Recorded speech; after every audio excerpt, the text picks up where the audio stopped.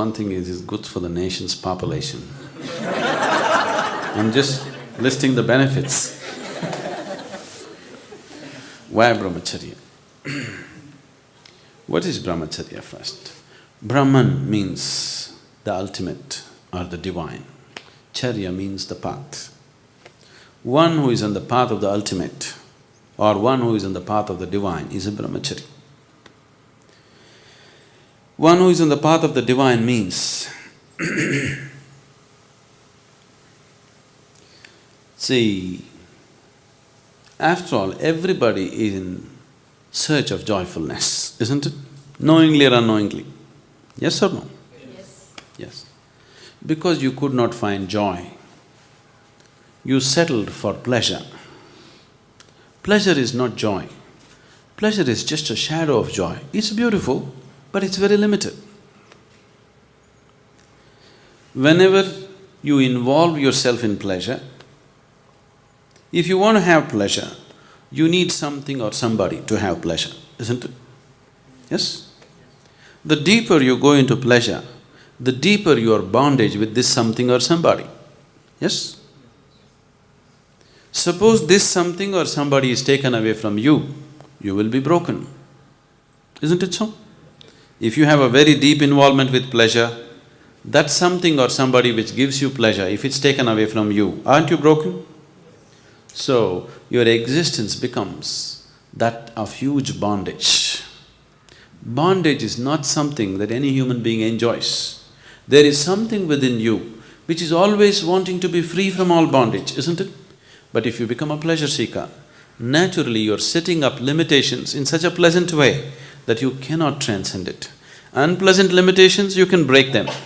Pleasant limitations, you cannot break them, isn't it? Lot of your shackles, you have gold-plated them and you're wearing them like ornaments, aren't you? Yes. Your limitations, you're celebrating your limitations. Once you start celebrating your limitations, then there is no way to become free of that. So Brahmacharya means you are on the path of the divine.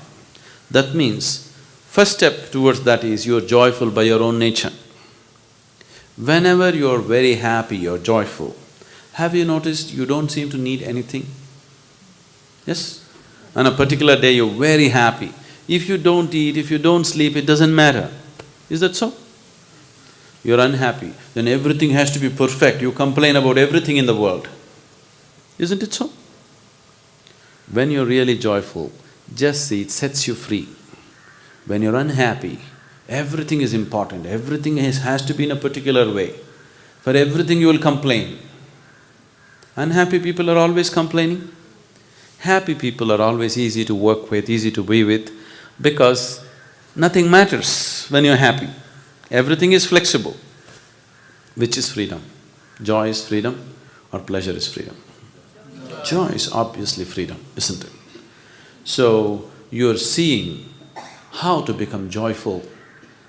If you seek it outside, you will invariably end up becoming a pleasure seeker.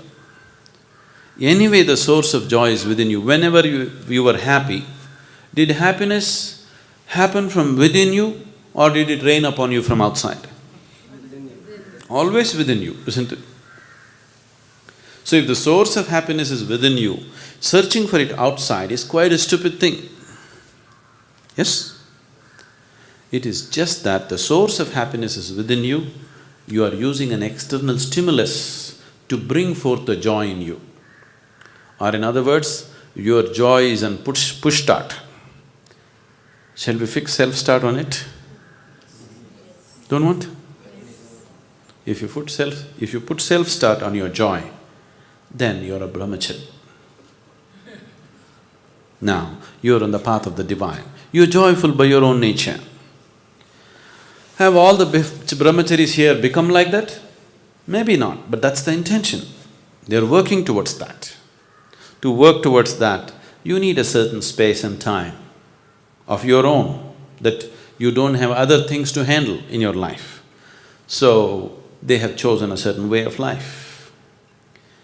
Now, yesterday we went up the mountain, just carrying your own body weight and reaching there, many of you, your legs are trembling, isn't it? Suppose you want to carry 4 people on your shoulders and walk up the mountain, how many of you would make it? Most of you would not make it, isn't it? So that's why Brahmacharya. You understand? You are planning to climb a big peak. If you had the strength to carry 10 people on your shoulders and walk, that would be fantastic. But we rarely find such people. It's better to walk alone. So they walk alone. Now, your problem is that by the time you became 14, your intelligence got hijacked by your hormones so much, you can't understand or you cannot accept how somebody can be free from it. Somebody can just sit here and be happy. They don't have to get married, they don't have to run behind the opposite sex, they don't have to do this or that. They're just happy doing simple things in their life, more joyful than you, more intense than you. So does it mean all of you should become a brahmachari? No, all of you should become a brahmachari internally. In terms of lifestyle, not necessarily. Brahmacharya does not mean just celibacy, okay? That is just one of the aspects that have been taken up as a supportive system to become a brahmachari. Brahmacharya means you are walking the path of the divine, that you are ecstatic by your own nature. You can be married and still be a brahmachari. It is possible. Because you are joyful by your own nature. You are not trying to extract joy from your husband or wife. You are joyful by your own nature. This is how it should be. The whole world should be brahmachari, isn't it? Everybody should be joyful by their own nature. If two people come together, it should be more a sharing of joy, not extracting joy from each other, isn't it? So those who have decided that they don't want to extract anything from anybody, they want to source their own inner joy, they have taken brahmacharya. And why a certain order has been set up? They have been taken up not just for their realization. If it's just their realization, we can take care of in so many ways. How many of you eaten mangoes? You eaten mangoes? You ate mangoes? No? How many of you have planted mango trees? See, just 10 people have planted mango trees, but everybody has eaten mangoes. It's only because constantly in every generation, those 10 people are planting mango trees, everybody else is eating, isn't it?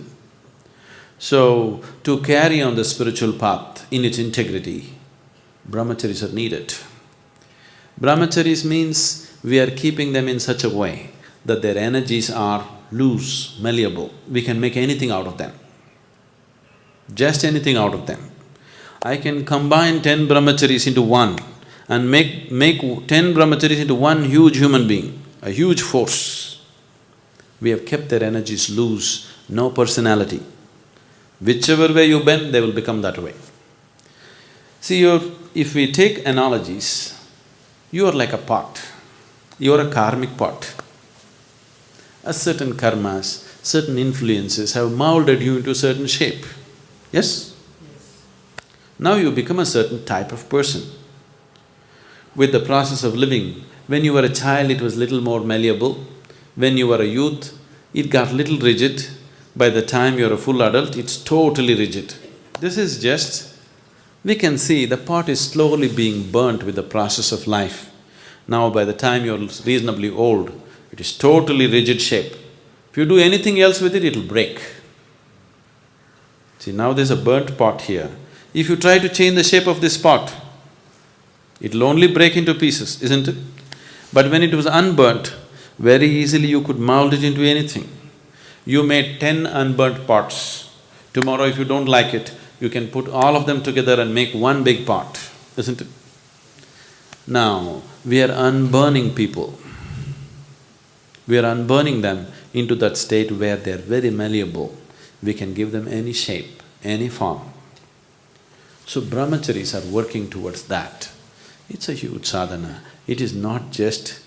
like other systems in the world are doing this, just they take a vow of celibacy. This is not like that. There is a whole system of what they're doing with their energies. There is a whole lot of work that's being done internally. This is just a small part of it. What you see as they being unmarried is just a small part of it. The rest of it is very internal. And people who are willing to dedicate themselves for others' well-being are needed in the society. At any time, if there is nobody in the society who is thinking about others' well-being, that society is heading for ruin, definitely. That's what has happened to this society right now. There are very few people thinking of everybody's well-being. Others are all, what about me, what about me, what about me? If a certain percentage of people are thinking beyond their own well-being, only then a society will remain sane and stable. Otherwise, societies will just go for ruin. Is it not important? There are few people who are not thinking about their own well-being, their own life, they're seeing how to make it happen for somebody else. So brahmacharis are an investment for future, to keep spirituality in its pristine purity and to transmit it from generation to generation. A small core group of people are needed. Everybody need not take that thing, nor will we take everybody. Every year, hundreds of applications for Brahmacharya comes. We just choose 8–10 people out of that, looking at various qualities and various possibilities. We don't take everybody who comes, because it's not necessary, nor can they be like that, nor can they put in the sadhana that is required or demanded out of them. Your personality has to become malleable and conscious, that you can mold yourself into any kind of pot. Is it not good to have that freedom? Yes. That's brahmacharya.